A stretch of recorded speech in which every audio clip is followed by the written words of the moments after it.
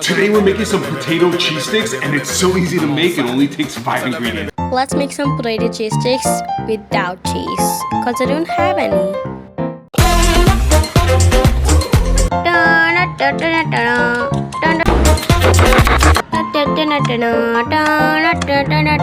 We're gonna boil 2 whole potatoes until they're fork tender. We're gonna boil 2 potatoes. And we wanna mash the potatoes. Mash the potatoes.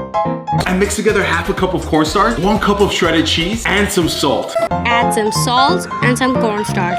I came, I conquered, or should I say I saw, I conquered, I came. This little chico on.